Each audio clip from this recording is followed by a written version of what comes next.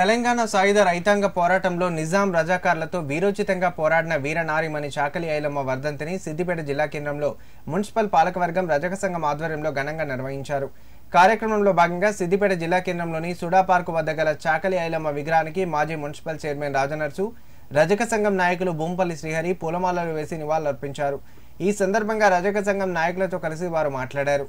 గతంలో తెలంగాణను పాలించిన నిజాం రాజులు రజాకార్లను అడ్డుపెట్టుకుని తమ భూములు స్వాధీనం చేసుకోవాలని చూసినప్పుడు చాకలి ఐలమ్మ వారిని ఎదిరించి తన భూమిని కాపాడుకుందన్నారు. రజాకార్లతో ఐలమ్మ చేసిన పోరాటం తెలంగాణ మలిదశ ఉద్యమానికి స్ఫూర్తి అయిందన్నారు. చాకలి ఐలమ్మ అడుగుజాడల్లో నడుస్తూ ఆమె ఆశయాలను కొనసాగిస్తామన్నారు.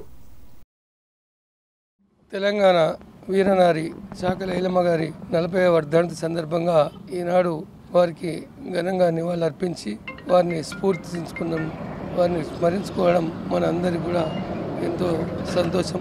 ముఖ్యంగా చాకలి ఐలమ్మ స్ఫూర్తి తెలంగాణ ఉద్యమం, అదేవిధంగా ఆనాడు రజాకర్లకు వ్యతిరేకంగా భూమి కొరకు ముక్తి కోసం ఈనాడు తెలంగాణ ఉద్యమం కోసం పోరాడినటువంటి వ్యక్తి చాకలి ఐలమ్మ.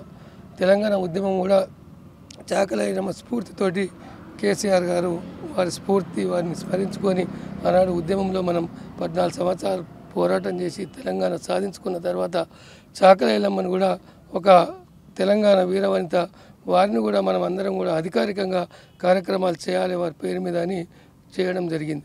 ఈనాడు నిజంగా కూడా ఇటువంటి వీరనారి అటువంటి తెలంగాణ ఉద్యమంలో పాల్గొని అటు ప్రజల కోసం ఇటు మనందరి కోసం ప్రయత్నం చేసి వారి అడుగుజాడల్లో మనం కూడా అటువంటి స్ఫూర్తి నింపుకొని ఏ పని చేసినా కానీ వారిని స్మరించుకొని ఆ స్ఫూర్తితో ముందుకు సాగి వీరనారి చాకలి ఐలమ్మ 40వ వర్ధంతి సందర్భంగా ఘన నివాళులు అర్పించడం జరిగింది. దీనికి ముఖ్యంగా మున్సిపల్ చైర్మన్ గారు మంజుల రాజనర్స్ గారు, అలాగే వైస్ చైర్మన్ జంగిటి కనకరాజు గారు, అలాగే మా చాకలి రజక సంఘం తరపున మా శ్రీహరి గారు విచ్చేసి ఘన నివాళులు అర్పించడం జరిగింది.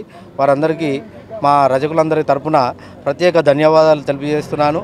అలాగే ఇక్కడికి విచ్చేసిన అందరికీ రజకులకు మరొక్కసారి వందనాలు తెలియజేసుకుంటూ మనము ఇదే స్ఫూర్తితో ప్రతి సంవత్సరము వచ్చే 28వ తారీఖు సెప్టెంబర్ 28వ తారీఖు నాడు కూడా మనకు జయంతి ఉంది. దానికి అందరం పెద్ద సంఖ్యలో హాజరై ఘన నివాళులు అర్పించి ప్రత్యేకంగా ఏర్పాటు చేయాలని ఈ గవర్నమెంట్ను కోరుకుంటున్నాను.